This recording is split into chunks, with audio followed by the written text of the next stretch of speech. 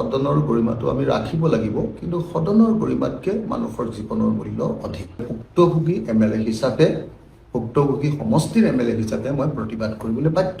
যে মই প্ৰথমতে চকীত উঠিছিলোঁ, তাৰপাছত মই টেবুলত উঠিছিলোঁ, আৰু টেবুলত উঠাটো মোৰ ক্লাইমেক্স আছিলে, অৰ্থাৎ যেতিয়া মোক ক'লে যে নাই ক'ব নোৱাৰিবা আৰু কংগ্ৰেছৰ বিধায়কজন নুৰুল হুদাই যেতিয়া বেলেগ এটা বিষয়ে কথা কৈ দিলে আৰু যে কথা ক'ব নোৱাৰিবা আৰু, অথচ মই গুৱাহাটীৰ পৰা কি কয় শিৱসাগৰৰ পৰা টোপনি ক্ষতি কৰি গৈছিলোঁ অকল এটাই কথা ক'বলৈ, যে আমি বিধানসভাত এটা প্ৰস্তাৱ ল'ব লাগে যে এই তিনিখন জিলাৰ বানপানী সমস্যাটো ৰাষ্ট্ৰীয় দুৰ্যোগ বুলি ঘোষণা কৰাব লাগে।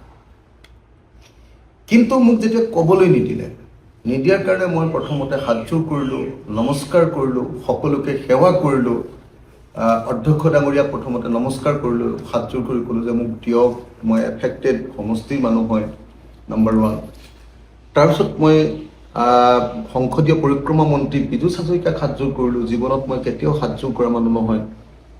তাৰপিছত মই কংগ্ৰেছৰ বিধায়কবিলাকক হাতযোৰ কৰিলোঁ, বিজেপিৰ বিধায়কবিলাকক হাতযোৰ কৰিলোঁ যে মোক সুযোগ এটা দিয়ক।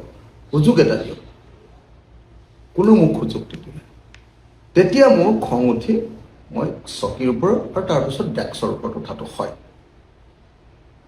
যিবিলাকে মোক ইয়াৰ কাৰণে আজি অধ্যক্ষই মোক বহুত মানে কৈছে যে মই গৰিমা মানে নাইকিয়া কৰিলোঁ হেৰিয়াৰ সংসদৰ বিধানসভাৰ অনুপস্থিতিত আপোনাৰ বিষয়টো আলোচনা কৰিছে। হয়, মানে মোৰ গৰিমা নাইকিয়া কৰিলোঁ বুলি যিটো কৈছে, মই ভাবোঁ যে সদনৰ গৰিমাটো আমি ৰাখিব লাগিব, কিন্তু সদনৰ গৰিমাতকৈ মানুহৰ জীৱনৰ মূল্য অধিক। 1 নম্বৰ। 2 নম্বৰ, সদনত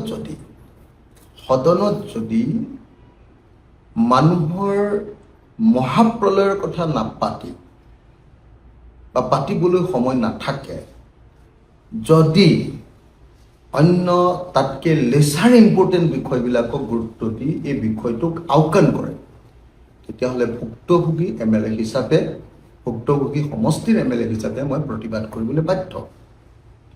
আৰু মই ভাবোঁ যে যি মানুহে এবাৰ বানপানীত পৰিছে, নিজৰ ঘৰৰ সকলো লাগতো ধ্বংস কৰি গৈছে, যি মানুহে ৰাস্তাৰ কাষত বা কেম্পত মহৰ কামোৰ খায়, ঘৰৰ পৰা ওলাই গৈ আশ্ৰয় শিবিৰ বা ৰাস্তাত শুবলগীয়া হৈছে, বা থিয় হৈ থাকি মহৰ কামোৰ খাবলগীয়া হৈছে, টোপনি ক্ষতি কৰিবলগীয়া হৈছে, আৰু নিজৰ সৰ্বস্ব হেৰুৱাৰ কাৰণে গোটেই পৰিয়ালটোৰ কান্দোনৰ মাজত থাকিবলগীয়া হৈছে, বা কোনোবাই বোকাৰ মাজত থাকিবলগীয়া হৈছে, কোনোবাই নিজৰ সন্মুখত মৃতদেহ দেখিছে, নিজৰ সন্মুখত গৰু বা জীৱ জন্তুৰ মৃত্যু দেখিছে, নিজৰ সন্মুখত মানুহৰ অত্যাচাৰ, মানুহৰ একদম অৱস্থা বেয়াটো দেখিছে।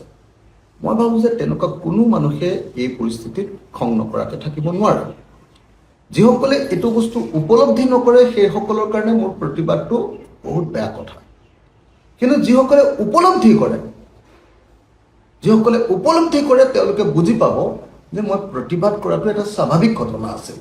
যেতিয়া এই ভিডিঅ'টো ৰিলিজ কৰি দিছে, তাৰ তলত অসমৰ মানুহে মোক গালি পৰা নাই, কৈছে যে অখিল গগৈয়ে সঠিক কাম কৰিছে, কৈছে যে ৰঞ্জিত দাস ডাঙৰীয়া আৰু বিধায়ক যিসকল পাৰ্টি, সেই পাৰ্টিবিলাকে সেইটো ভুল কৰিছে।